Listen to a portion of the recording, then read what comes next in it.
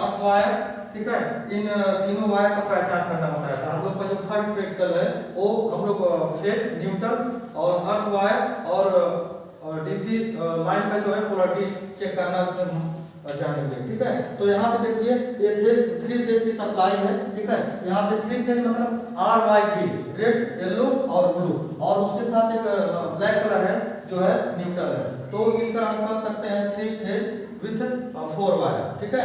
तो यहाँ पे 3 फेज जा रहा है, उसके साथ एक न्यूट्रल जा रहा है। ये जो है आपका 3 फेज जो है एनर्जी मीटर है। एनर्जी मीटर क्या काम करता है? घर में या इंडस्ट्री में कहीं भी हम अगर हम वायरिंग करते हैं या इलेक्ट्रिसिटी लेते हैं तो क्या होता है, ठीक है, वहाँ पे 3 फेज एनर्जी मीटर हम यूज करते हैं, या अपने घर में जो सिंगल फेज सप्लाई आती है वहाँ पे हम single phase energy meter use करते हैं। लेकिन यहाँ पे जो है 3 फेज एनर्जी मीटर है। 3 फेज एनर्जी मीटर में आपका जो है 8 टर्मिनल होंगे, ठीक है, 4 इनपुट होंगे, 4 आउटपुट होंगे। और सिंगल फेज जो होगा उसमें जो है आपका 4 होगा, 2 इनपुट होगा, 2 आउटपुट होगा, ठीक है। तो सबसे पहले हम अगर घर में अपना वायरिंग करते हैं, कहीं भी वायरिंग करते हैं, तो सबसे पहले एनर्जी मीटर में सप्लाई आता है, ठीक है। फिर वहां से जो है हम चेंज ओवर को सप्लाई देते हैं। ये आपका जो है चेंज ओवर है। यहाँ पे जो है 3 फेज चेंज ओवर दिखाई दे रहा है क्योंकि 3 फेज आ रहा है, ठीक है। तो क्या है, यहाँ से हम सपोज दैट जहाँ पे हमें 2 कनेक्शन लेना होता है, 2 तरह से सप्लाई या 2 सोर्स से सप्लाई लेना होता है, वहां पे हम चेंज ओवर का प्रयोग करते हैं। तो यहाँ पे देखिए, यहाँ से जो है हीट हो रहा है लाइट का, और ऊपर से जो है हम जनरेटर का लाइट लेते हैं। क्या होता है, अगर अभी ये ओपन है, ठीक है, ओपन है, ठीक है, सपोज दैट लाइट से कनेक्शन लेना है, ठीक है, तो यहाँ से हम सप्लाई लेंगे, ठीक है।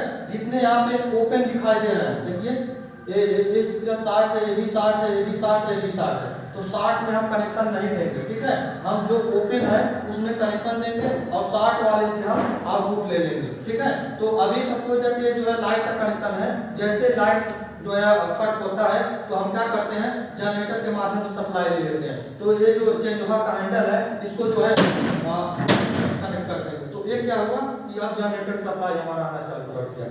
जैसे कि यहाँ से आ रहा है, जो 60 है ना, यहाँ से हमारा आउटपुट निकल जाएगा। इसके बाद हम क्या करते हैं, एक डीपी या टीपी जो है स्विच होता है, ठीक है। ये जो है फेज को कट करता है, इसको हम ऑन ऑफ करते हैं और उसके बाद फेज को कट करते हैं। उसके बाद आपका आता है बस बार, ठीक है। ये बस बार है, यहाँ पे 3 फेज की बस बार है, ठीक है। तो यहाँ पे क्या है, अलग अलग फेज का यहाँ पे ये जो है कॉपर के पट्टी है लगा हुआ है, ठीक है। तो यहाँ पे RYB 3 फेज हो गए और एक न्यूट्रल हो गया ब्लैक के लिए। तो यहाँ पे बस बार का हम यूज वहाँ पे करते हैं जहाँ पे बहुत सारा कनेक्शन देना होता है, लेना होता है, ठीक है। तो यहाँ से हम कनेक्शन ले रहे हैं, ठीक है।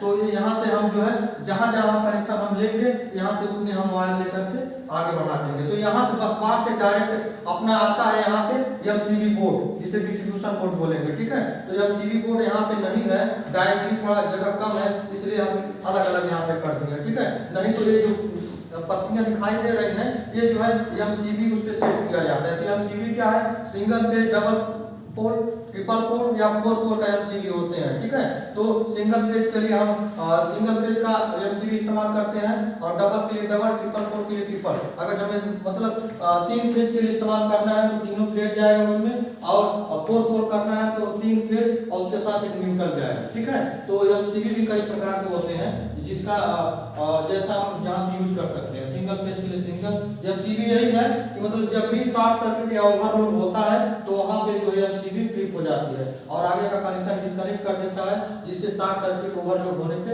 आगे जो भी हमारे उपकरण लगे हुए खराब होने से बच जाते हैं, ठीक है। तो MCB